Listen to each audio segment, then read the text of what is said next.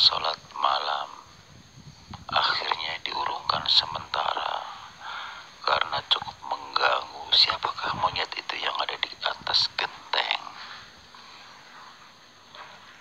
Assalamualaikum warahmatullahi wabarakatuh. Salam jumpa kembali untuk sahabat-sahabatku YouTuber serta para pemirsa yang selalu aktif di konten-konten Ayah Sadam termasuk awak media. Disinilah Ayah Sadam akan mengupas tuntas dengan adanya monyet berlari-lari hingga di atas genteng di rumah seseorang. Kebetulan saat itu seorang Ayah Sadam yang dikenal dengan seorang ustadz ahli spiritual ruqyah sedang mengambil wudhu. Tiba-tiba dikejutkan adanya monyet di atas genteng tetangga yang kedengaran suaranya khas monyet. Karena merasa penasaran, seorang Ayah Sadam ahli spiritual ruqyah lantas keluar rumah melihat di mana monyet itu berada. Ternyata monyet besar hitam. Siapakah dia? Tak lupa pula, mudah-mudahan kita tetap dalam perlindungan Allah Subhanahu wa Ta'ala. Mari kita lanjutkan kisahnya. Mari kita simak sama-sama hingga sampai akhir. Pada saat itu, seorang ahli spiritual ruqyah mengurungkan sementara untuk sholat 3/4 malam karena dikagetkan adanya monyet di atas genteng tetangga. Kedengaran dari dalam rumah, suaranya khas sekali sehingga seorang ahli spiritual ruqyah keluar rumah. Ternyata memang betul adanya monyet. Tak lama kemudian, seorang Ayah Sadam ahli spiritual ruqyah duduk sejenak sambil memandangi monyet tersebut dengan tujuan ingin berkomunikasi secara mata batin. Ternyata monyet ini bukan monyet biasa, adalah monyet jadi-jadian. Sehingga seorang ahli spiritual ruqyah berkomunikasi dengannya dan menghalau untuk berpindah dari atap rumah orang itu. Terjadilah di situ, si monyet langsung turun dari genteng mengikuti apa kata hati seorang ahli spiritual. Dengan sengaja memang seorang ahli spiritual ini mengajak dia ke tanah kosong agar tidak mengganggu rumah orang lain. Karena seorang ahli spiritual paham siapapun yang rumahnya dihinggapi monyet itu akan celaka. Itu menurut pengalamannya. Karena monyet itu adalah ada pemiliknya, tidak lepas dari seseorang yang memiliki pesugihan dengan jenis monyet. Biasanya siapapun yang hadir di situ, monyet itu akan mengambil nyawa seseorang. Singkat kata, setelah sampai di tanah kosong, katakanlah untuk menghindari rumah yang akan menjadi korbannya, saat itulah seorang ahli spiritual mengajak dialog sama monyet itu. Assalamualaikum warahmatullahi wabarakatuh.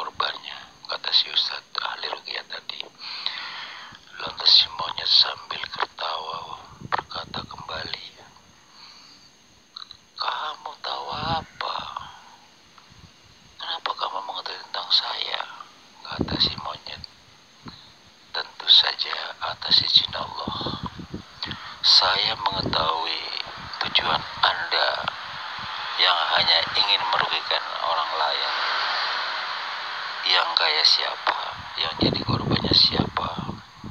Sekarang juga kamu kembali kepada asalnya, kata seorang ustadz. Lagi-lagi si monyet tertawa dan marah, merasa diganggu akan kegagalan mencari korbannya. Kalau kamu pengen menghentikan saya, coba dulu. Kalau kamu punya nyali, hadapi saya, kata si monyet. Lantas seorang ustadz ahli ruqyah bersiap-siap. Seandainya orang biasa bisa jadi santapannya dia sebagai pengganti mencari korbannya. Karena seorang ustadz ahli ruqyah sudah memahami sebelumnya. Dia berkata, "Monyet, kamu tidak pikir dua kali. Kenapa kamu tiba-tiba menantang saya? Apa urusan kamu dengan saya? Saya tidak kenal kamu. Dan kenapa kamu ngajak duel dengan saya?" Lantas si monyet mengatakan, "Kalau kamu menghalangi niat saya, berarti kamulah yang menjadi sasaran korbannya," kata si monyet. Lantas seorang ustadz dengan santainya menjawab, "Saya bicara baik-baik. Saya kasih kesempatan. Kembalilah ke asalmu. Jangan teruskan niat burukmu. Karena kamu akan mengganggu orang lain yang menjadi korbannya yang tidak bersalah." Lagi-lagi si monyet marah sambil melontarkan pembicaraannya. "Berani juga ya kamu. Sekarang hadapi saya." Lantas ustadz mengatakan, "Jadi kamu tidak paham juga maksud saya ya? Saya bicara baik-baik loh. Jangan teruskan niat jahatmu untuk mengambil nyawa seseorang yang tidak bersalah." Terjadilah di situ berantem. Si monyet itu terbakar. Dia teriak-teriak minta ampun. Lantas seorang ustadz ahli ruqyah mendatangi. "Itu belum seberapa kalau kamu kebakar. Bagaimana kamu kalau mencari korban dan korban orang-orang tidak bersalah? Apakah kamu tidak menyakitkan orang lain?" kata si ustadz. Lantas si monyet berkata kembali, "Jangan ceramah di depan saya. Memang tugas saya adalah dari majikan mencari nyawa. Namanya orang kaya, satu nyawa akan dibalas dengan harta benda," kata si monyet. Lantas seorang ustadz berkata kembali, "Sekarang begini aja deh. Kamu mau dilanjutkan atau tidak? Kalau mau dilanjutkan, terpaksa saya stop dengan cara apapun." Padahal si monyet itu sudah terasa menyerah, tapi tetap mempertahankan demi majikan, katanya. Lantas disitulah seorang ustadz ahli spiritual ruqyah dengan khusus zikirnya untuk mengembalikan seorang monyet, bukan seorang monyet ya, seorang makhluk yang berupa monyet besar hitam, adalah tidak lepas dari bangsa gaib, hanya punya peranan sebagai monyet. Ciri khas pesugihan seseorang yang memiliki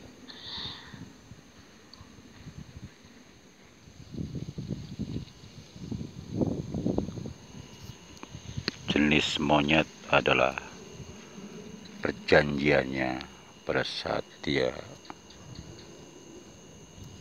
mengabdi kepada bangsa jin yang tidak lepas dari mencari pesugihan kepada jin. Disitulah dia mendapatkan jenis ngibrit, adalah ngibrit monyet. Saat itulah terpaksa seorang ahli spiritual ruqyah menghalau agar si pemiliknya hadir. Lantas seorang ahli ruqyah bertanya kembali pada monyet, monyet, wujudkan dirimu aslinya. Lantas si monyet, tidak bisa. Gak lama kemudian seorang ustadz tidak mau berpikir panjang, berdiam sejenak, langsung kontak dengan pemiliknya. Tiba-tiba pemiliknya datang dari sebelah. Lantas dia tiba-tiba menyerang seorang ustadz, pemiliknya. Lantas didorong dengan tekanan angin dari telapak tangan seorang ahli ruqyah. Dia jatuh tersungkur. Si monyet lantas membantu, menghampiri. Lantas didorong lagi oleh telapak tangan seorang ahli ruqyah. Dua-duanya jatuh. Lantas seorang ustadz ahli spiritual ruqyah berbicara dengan orang itu yang sudah hadir, katakanlah si majikannya, ya si orang pengiprit itu. Bapak, Bapak sudah umur, apa tidak sadar? Apakah Anda tidak tahu orang meninggal hanya membawa apa? Hanya cuman selai kain kafan. Yang terpenting pada saat orang meninggal adalah yang dibawa adalah akhlakul karim, ya, akhlakul karimah, perbuatan Anda. Kalau sampai saat ini Anda masih belum bisa taubat nasuha, tetap saja hubud dunia dengan cara apapun, menghalalkan segala cara, Anda salah. Matinya tidak diterima oleh Allah Subhanahu wa taala. Nauzubillah min dzalik. Sekarang saja Anda harus taubat. Saya akan pandu Anda untuk bertaubat. Dia merintih kesakitan karena dorongan dari telapak tangannya seorang ahli ruqyah. Kenapa kamu merintih? Entah kenapa, saat Anda mendorong saya jarak jauh, saya tiba-tiba perutnya mulas sakit. Sekarang begini aja, mau bertaubat atau mau dilanjutkan menjadi seorang pengiprit, kata seorang ustadz. Bagaimana saya bisa melepas? Saya sudah berjanjian dengan dia, nanti saya yang jadi korbannya. Saya akan bantu, kata si ustadz. Gak usah takut, hal-hal begitu adalah musuh manusia. Kalau memang Anda benar-benar mau taubat, saya akan bantu sekarang juga. Akhirnya dia nyerah. Terus dia bilang, itu monyetnya masih ada di sini Pak, gimana Pak? Kata si orang ngiprit itu, kenapa Anda takut dengan monyet itu? Itu kan piaraan Anda, sebagai tangan kanannya, kata seorang ustadz. Tapi gimana tadi? Saya akan bantu. Gak lama kemudian si ustadz langsung menghembuskan napas, menarik tangan, lemparkan si monyet itu, langsung menghilang, terbakar. Sebelum dia menghilang, pada saat seorang ustadz ahli ruqyah melemparkan telapak tangan ke arahnya monyet itu teriak bersamaan kebakar, langsung menghilang. Terus seorang yang tadinya yang pemilik monyet mengatakan, "Loh Pak, kok dia terbakar langsung menghilang?" teriak. Itulah Pak, saya sudah kembalikan kepada asalnya di pusat di mana Bapak ngiprit. Disitulah dia kembali. Bapak nggak usah khawatir, kata si ustadz. Nggak lama kemudian seorang ustadz langsung menyentuh kepalanya si orang itu, karena dia mengatakan mau kembali sadar untuk taubat nasuha. Langsung diruqyah saat itu juga dia langsung teriak histeris, kesakitan, karena untuk mengambil segala sesuatunya yang pernah dia makan dari dimana dia ngiprit. Biasanya orang ngiprit dikasih sesuatu yang dimakan, ibarat kata jambi-jambinya, agar menyatu di dalam tubuhnya. Setelah dia teriak histeris terus sadar, barulah dia berkata, "Pak Ustadz, mohon maaf, saya terima kasih banyak ya. Saya benar-benar sadar sesadar-sadarnya, saya taubat nasuha." Lantas seorang ustadz mengatakan alhamdulillahirabbil alamin.